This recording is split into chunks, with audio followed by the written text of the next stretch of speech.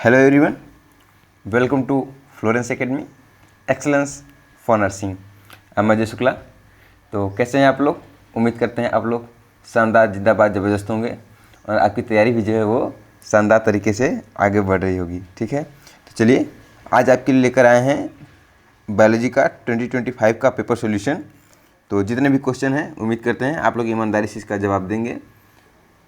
किसके कितने स्कोर बनते हैं वो कमेंट बॉक्स में ज़रूर बताइएगा, और आपकी कोई क्वेरी भी होती है तो उसको कमेंट बॉक्स में लिखा करिए, हम उसकी कोशिश करेंगे उसका हम आंसर आपको दे पाएँ। ठीक है, चलिए शुरू करते हैं। तो आज का पहला ही क्वेश्चन है सामने आपके, कह रहा है कि निम्न में से कौन सी बीमारियां वायरल हैं। ठीक है, यानी जो एक दूसरे में क्या होती हैं, स्प्रेड हो सकती हैं। ठीक है, तो देखिए यहाँ पे कुछ बीमारियां दी हुई हैं, जैसे मम्स एंड स्मॉल पॉक्स, ठीक है, हर्पीज एंड इन्फ्लुएंजा, कोलेरा और टाइफाइड। ठीक है, देखिए जो पहली बीमारी है हमारा मम्स और स्मॉल पॉक्स, ठीक है, यानी गंडमाल और चेचक की जो बीमारी है, ठीक है, वो क्या है, यह एक तरीके की परमामियोक्सिस वायरस जो होता है उसके कारण होने वाली एक संक्रामक बीमारी है। ठीक है, इससे क्या होता है कि लार ग्रंथियाँ जो होती हैं उसमें सूजन आ जाता है।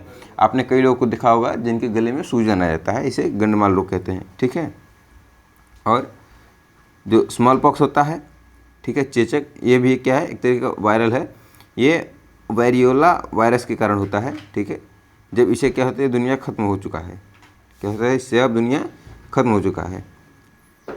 देखिए अगला जो है ये है हर्पीस। ठीक है, तो हर्पीस क्या होता है कि ये HVS वायरस के कारण होता है। ठीक है, ये भी वायरस के कारण होने वाली बीमारी है।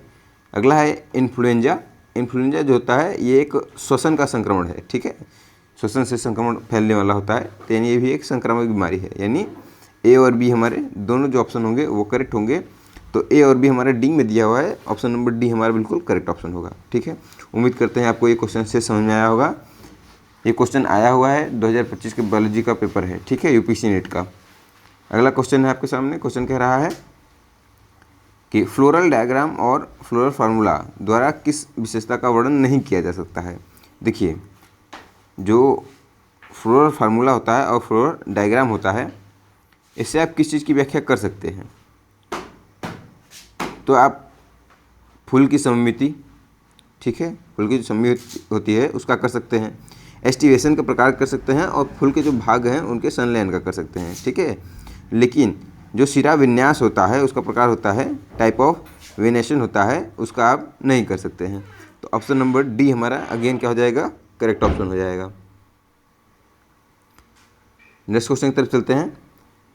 क्वेश्चन की तरफ चलने से पहले आपके लिए ज़रूरी सूचना, यदि आप तक अभी टेस्ट सीरीज को परचेज नहीं किए हैं तो टेस्ट सीरीज को परचेज करें। UPC net full end test series Florence academy की टेस्ट सीरीज है, जिसमें आपको total 13 full end test papers provide किए जाएंगे, जो कि चल रहे हैं। आप में से कई साथियों ने इसको परचेज भी किया है और वो अपनी तैयारी को शानदार, जिंदाबाद, ज़बरदस्त तरीके से आगे बढ़ा रहे हैं। तो आगे इसमें आपको क्या मिलेगा, प्रीवियस ईयर्स में देखिए जो पेपर हुआ था यूपीसी नेट का 2025 का, जिसमें ये एग्ज़ाम, जो ये क्वेश्चन पेपर है उसी एग्ज़ाम का है, तो उसमें 40 से 45 क्वेश्चन जो थे हमारे टेस्ट सीरीज से डायरेक्टली पूछे गए थे। और ये हम नहीं कहते हैं, जो भी स्टूडेंट्स ने हमसे टेस्ट सीरीज परचेज़ किया था, उन्होंने तैयारी की थी, उनका ये फीडबैक है। ठीक है, और देखिए टेस्ट सीरीज से क्या होता है कि आपने कितनी तैयारी की है, आपकी तैयारी किस स्तर पर है, उसको जांचने का आपको एक मौका मिलता है। ठीक है, और आप खुद से उसको एनालाइज कर पाते हैं। और ये जो टेस्ट होता है फुल सिलेबस का टेस्ट होता है। और इस बार जो खास बात है आपके लिए, वो आपको क्या, फिजिक्स और केमिस्ट्री की जो फार्मूला सीट है, जिसमें आपको सबसे ज़्यादा दिक्कत होती है, वो आपको फ्री ऑफ कॉस्ट क्या किया जाता है, इसमें प्रोवाइड किया जा रहा है। और ये टेस्ट सीरीज कितने में मिलती है, केवल और केवल 99 रुपीज़ में। ठीक है, अगर आप अदर जगहों पर जाएंगे तो आपको इस प्राइस में कहीं पर भी टेस्ट सीरीज यूपीसी नेट के लिए तो नहीं मिलने वाली है। यूपीसी नेट के नाम पर कुछ और लोग दे सकते हैं, जो स्पेशल यूपीसी नेट की जो टेस्ट सीरीज है, ठीक है, जो यूपी में आने वाले क्वेश्चंस हैं अभी बीएमयू के एग्ज़ाम में, वो केवल आपको यहीं पे मिलेंगे। ठीक है, तो उम्मीद करते हैं आपको समझ में आया होगा। तो टेस्ट सीरीज को परचेज़ करिए, इससे आपका ही फ़ायदा है। ₹99 आपके फ्यूचर को डिसाइड कर सकता है। गवर्नमेंट कॉलेज में आपकी एक सीट को पक्की कर सकता है। तो उम्मीद करते हैं आप भी इस टेस्ट सीरीज से जुड़ेंगे और अपनी तैयारी को बेहतर बनाएंगे। चलिए आगे चलते हैं। अगला क्वेश्चन है आपके सामने। क्वेश्चन कह रहा है कि हृदय पेशियों को अन्य पेशियों से किस आधार पर अलग किया जा सकता है। ठीक है, जो हार्ट की मसल्स होती हैं उनको कैसे अलग कर सकते हैं। देखिए, जो हार्ट की मसल्स होती हैं उन्हें कहते हैं कार्डियक मसल। क्या कहते हैं? Cardiac muscle. और ये कैसी होती हैं? तो ये इनवॉलंटरी होती हैं, यानी अनैच्छिक होती हैं, हमारी इच्छा से नहीं चलती हैं। यदि आप चाहें कि आपने धड़कन को रोक सकते हैं, कुछ समय के लिए नहीं रोक सकते हैं, वो लगातार चलती रहती है। तो ये कैसी है? इनवॉलंटरी है। ठीक है, लेकिन आप चाहें तो अपने हाथ को हिलाएं या ना हिलाएं, आपका इच्छा है तो आप बोलें या ना बोलें, ये क्या है? एक तरीके की ऐच्छिक है। ठीक है, लेकिन जो हृदय की पेशियाँ हैं वो कैसी हैं? अनैच्छिक हैं। तो पहला ही ऑप्शन हमारा ऑप्शन नंबर ए क्या हो जाएगा? करेक्ट हो जाएगा। नेक्स्ट क्वेश्चन की तरफ चलते हैं। अगला क्वेश्चन कहता है दोस्तों कि सेंट्रोसोम कहाँ पाया जाता है। देखिए, जो सेंट्रोसोम होता है वो साइटोप्लाज्म में मिलता है। कहाँ पे मिलता है? तो ये मिलता है हमारे साइटोप्लाज्म में। ठीक है, ऑप्शन नंबर सी में दिया हुआ है। देखिए, जो साइटोप्लाज्म है क्या है? तो सेंट्रोसोम जो होता है, पहली बात तो वो मुख्य रूप से केवल जंतु कोशिका में मिलने वाली चीज़ है। ठीक है, और जंतु कोशिका में कहाँ?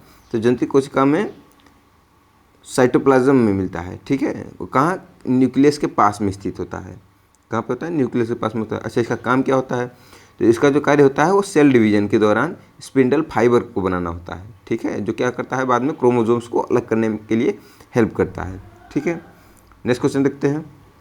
अगला क्वेश्चन क्या कह रहा है कि किस प्रक्रिया में क्रोमोसोम की संख्या आधी हो जाती है। देखिए, यहाँ से क्वेश्चन हर बार आता है और हिंदी मीडियम के जो हमारे साथी हैं उनको मैं बार बार यही बात कहता हूँ और फिर से कहूँगा कि जो इंग्लिश के टर्मिनोलॉजी हैं आप उसको ज़रूर पढ़ें। जैसे यहाँ पर माइटोसिस दिया हुआ है, मियोसिस दिया हुआ है। ठीक है,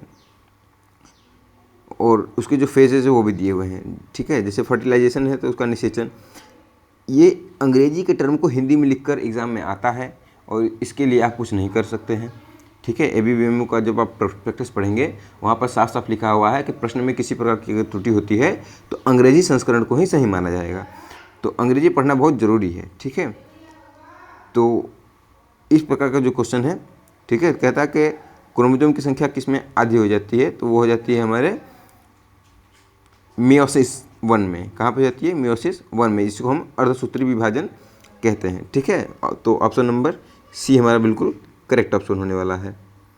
नेक्स्ट क्वेश्चन की तरफ चलते हैं। अगला क्वेश्चन कह रहा है कि फोटो रेस्पिरेशन के दौरान क्या होता है। ठीक है, तो देखिए, जो फोटो रेस्पिरेशन है एक तरीके के कह सकते हैं कि विनाशकारी प्रक्रिया होती है। ठीक है, इसे वेस्टफुल प्रक्रिया कहते हैं। ठीक है, ये अपव्ययी प्रक्रिया होती है। ठीक है, तो ऑप्शन नंबर ए जो दिया हुआ है एक अपव्ययी प्रक्रिया होती है, ऑप्शन नंबर ए में ही करेक्ट हो जाएगा। ठीक है, नेक्स्ट क्वेश्चन देखते हैं। अगला क्वेश्चन कह रहा है कि एक ग्लूकोज के अणु के पूर्ण ऑक्सीकरण के दौरान कितने ATP बनते हैं। यानी जब ऑक्सीबायोटिक रेस्पिरेशन होता है, ठीक है, तो उस दौरान कितने ATP का फॉर्मेशन होता है। तो आपको पता है उस दौरान कितने ATP बनते हैं, तो ये 38 ATP का फॉर्मेशन करता है। ठीक है, 38 ATP बनती है। अच्छा, अब कुछ लोग कहेंगे फिर भैया जब एनऑक्सीबायोटिक होता है, यानी एनऑक्सीबायोटिक एनऑक्सीबायोटिक रेस्पिरेशन होता है, यानी वायु की अनुपस्थिति में किसके प्लस में होगा, तो CO2 होता है इसके साथ में। ठीक है, जब CO2 का रेस्पिरेशन होगा इसके साथ में तो क्या बनेगा, तब ये 2 ATP बनाता है। क्या बनाएगा? 2 ATP बनाएगा और प्लस क्या बनाएगा? Lactic acid. Lactic acid. अच्छा, ये होता कब है? तो यदि आप कोई हैवी एक्सरसाइज करते हैं, ठीक है, तो उस दौरान क्या होता है, जो आपकी कोशिकाएं होती हैं वहाँ पर क्या हो जाता है? एनऑक्सीबायोटिक रेस्पिरेशन हो जाता है। ठीक है, तो उस कंडीशन में जो आपका ग्लूकोज होता है, ठीक है, वो किस में? लैक्टिक एसिड में कन्वर्ट हो जाता है और आपको क्या देता है? पेन देता है। क्या देता है? पेन, यानी आपको दर्द होता है। क्या होता है? दर्द होता है। ठीक है, नेक्स्ट क्वेश्चन की तरफ चलते हैं। अगला क्वेश्चन कह रहा है कि जो ब्रूइंग उद्योग होता है इसमें माल्टिंग प्रक्रिया को तेज करने के लिए कौन सा हार्मोन यूज होता है। तो देखिए, जो ये प्रक्रिया है, इस प्रक्रिया को जब हम देखते हैं तो ये होता क्या है। पहली बात देखिए, जो प्रक्रिया है तो ब्रूइंग उद्योग जो है, देखिए विशेष रूप से जो जिबरेलिक एसिड होता है, क्या होता है, जिबरेलिक एसिड, ठीक है। अच्छा, इसका फॉर्मूला क्या होगा, तो Ga3 बोलते हैं, ठीक है, जिबरेलिक एसिड, ठीक है। इसका उपयोग जो होता है वो शराब बनाने वाले जो उद्योग होते हैं, जो इंडस्ट्रीज़ होती हैं, वहाँ पर माल्टिंग को तेज़ करने के लिए किया जाता है, ठीक है। तो जिबरेलिक एसिड का। अच्छा, और कहाँ देखा होगा, तो अगर आपने कभी सत्तू खाया हो तो सत्तू में 2 चीज़ें मिलाई जाती हैं, ठीक है। अभी समय आ रहा है सत्तू का, एक चना होता है और उसके साथ में अगर आपने नाम सुना होगा जौ का, ठीक है, तो जौ को भी उसमें मिलाते हैं। तो जो जौ के जो दाने होते हैं उनमें कौन सा, अल्फ़ा एमाइलेज, क्या, अल्फ़ा एमाइलेज, अल्फ़ा एमाइलेज जो एंजाइम होते हैं उसके उत्पादन को क्या करता है, उत्तेजित करता है, एक्साइट करता है, जो क्या होता है, स्टार्च को शुगर में बदल देता है। अच्छा, इसको बदलने में हेल्प जब करेगा, इसके बाद क्या होगा, इससे क्या होता है कि जो अंकुरण की प्रक्रिया होती है वो क्या हो जाती है, तेज़ हो जाती है, ठीक है। और माल्ट तैयार करने में कैसा, कम समय लगता है, ठीक है। तो अब क्या याद रखेंगे, तो माल्टिंग की प्रक्रिया को तेज करने के लिए कौन सा हार्मोन होता है, तो जिबरेलिक एसिड, ठीक है। तो ऑप्शन नंबर में कहाँ दिया हुआ है, ऑप्शन नंबर सी में दिया हुआ है, ठीक है, जिबरेलिन। नेक्स्ट क्वेश्चन देखते हैं। अगला क्वेश्चन कह रहा है कि स्पर्मेटोजेनेसिस में पहली मियोटिक जो विभाजन है उसके अंत में नर जनन कोशिकाएं किसमें परिवर्तित होती हैं। Male germ cells are converted into what at the end of first metabolic, माफ कीजिएगा, meiotic meiotic division during spermatogenesis, ठीक है। देखिए ये होता क्या है, तो जो पहले मियोटिक विभाजन, क्या, मियोटिक विभाजन, देखिए आप इस बात को समझिए कि यहाँ स्पर्मेटोजेनेसिस जो प्रक्रिया है, यानी जो शुक्र जनन प्रक्रिया होती है, ठीक है, ये तो बात जाहिर है कि कहाँ होगी, वो मेल में होगी, ठीक है। मेल में क्या होगी, शुक्र जनन प्रक्रिया, किसकी, शुक्र जनन, शुक्र जनन, ठीक है, जिसमें शुक्राणुओं का निर्माण होता है, ठीक है। और oogenesis कहाँ चलेगा, फीमेल में चलेगा, अंड जनन चलता है, ठीक है। तो कह रहा है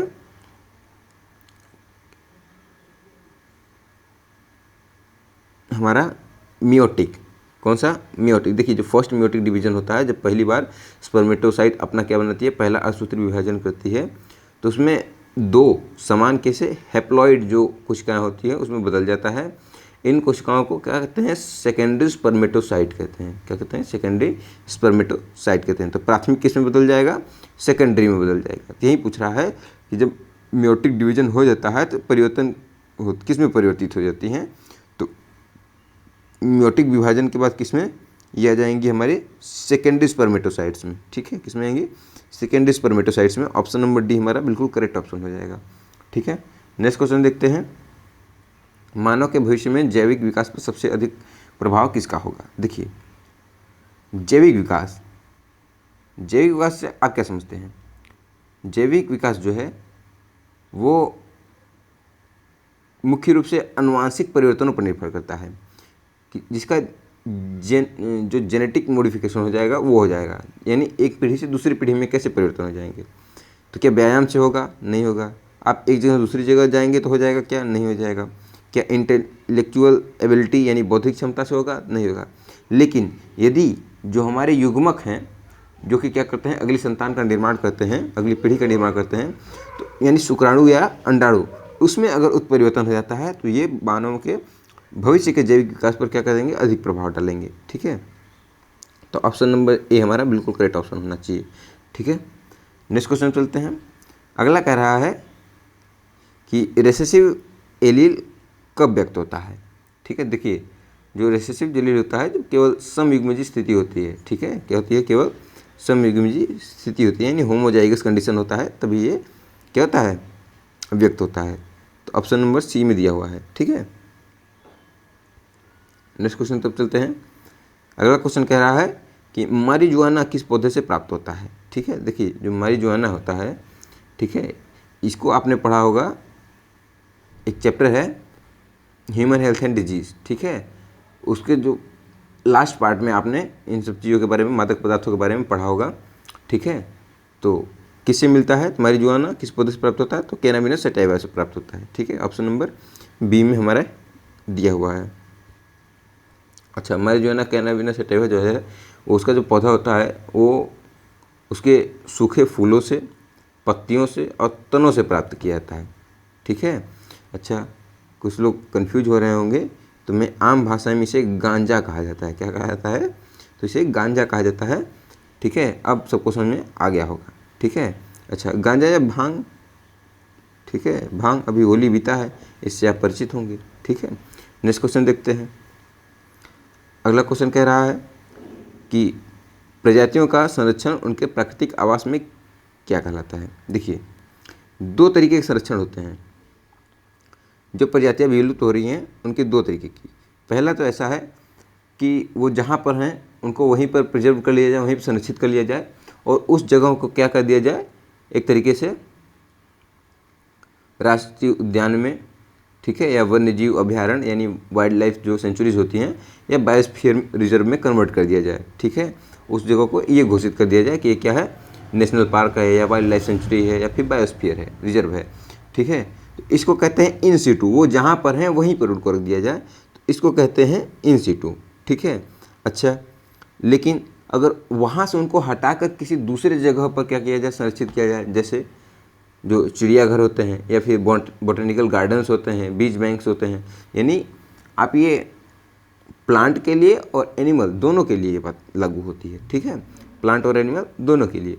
तो जू में या फिर बॉटनिकल गार्डन्स में या फिर सीड बैंक्स में, ठीक है, इस सब जगहों पर रखेंगे तो एक्स सिटू, यानी उनको अपनी मूल जगह से हटाकर दूसरी जगह पर रख रहे हैं, तो एक्स सिटू। ठीक है, तो क्वेश्चन क्या कह रहा है हमारा कि प्रजातियों का संरक्षण उनके प्राकृतिक आवास में, यानी जो जहाँ पर वो हैं वहीं पर कर दिया जाए, तो इसको इन सिटू कहते हैं। ठीक है, उम्मीद करते हैं बहुत अच्छे समझ में आ गया होगा आपको। नेक्स्ट क्वेश्चन देखते हैं। अगला क्वेश्चन कह रहा है कि निम्न में से कौन सा पर्यावरण का भौतिक कारक नहीं है? देखिए, भौतिक कारक क्या है? भौतिक कारक में क्या क्या शामिल हो सकता है? तो पर्यावरण में जो नॉन लिविंग चीज़ें हैं, ठीक है, ये क्या होती हैं, भौतिक कारक में आती हैं। लेकिन जो सजीव चीज़ें हैं, जो लिविंग थिंग्स हैं, वो किस में आती हैं? वो जैविक कारक में आती हैं। ठीक है, तो बात यहाँ हो रही है फिजिकल की, यानी एबायोटिक की। ठीक है, तो कौन हो जाएगा हमारा? जो ऑर्गेनिज्म है। ठीक है, जीव क्या है? एक तरीके का बायोटिक है। तो एबायोटिक यानी फिजिकल की बात हो रही है। ठीक है, तो ऊपर के तीनों क्या हो जाएंगे? फिजिकल में आ जाएंगे। ठीक है, तो ये आज के लिए इतना है दोस्तों। ठीक है, क्योंकि हम क्या करा रहे थे, 2025 का, ठीक है, पेपर सॉल्यूशन।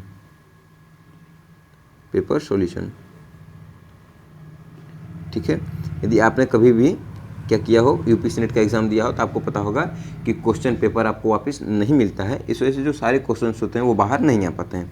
ये जो क्वेश्चंस हैं, एग्ज़ाम देने के बाद जिन स्टूडेंट्स ने, ठीक है, वो बताया है कि नहीं इस टाइप के क्वेश्चन आए थे, यहाँ से क्वेश्चन आए थे, तो उन्हीं क्वेश्चन को, ठीक है, तैयार किया जाता है और आपके लिए उसको सोल्यूशन के लिए हम लेकर आते हैं, दिखाने के लिए कि इस तरीके के पेपर आते हैं। ठीक है, तो इतने ही क्वेश्चंस हमको मिले थे जो कि हमने आपको सॉल्व करा दिए हैं। हम आपसे फिर मिलेंगे एक और वीडियो में, ठीक है, जिसमें हम आपको 2024 का जो क्वेश्चन है, पेपर है बायोलॉजी का, ठीक है, इसको सॉल्व करा देंगे। ठीक है, तो आज के लिए इतना ही। हम फिर मिलेंगे आपसे एक और नया शानदार वीडियो में। तब तक के लिए जय हिंद, जय भारत। पढ़ते रहिए, मुस्कुराते रहिए।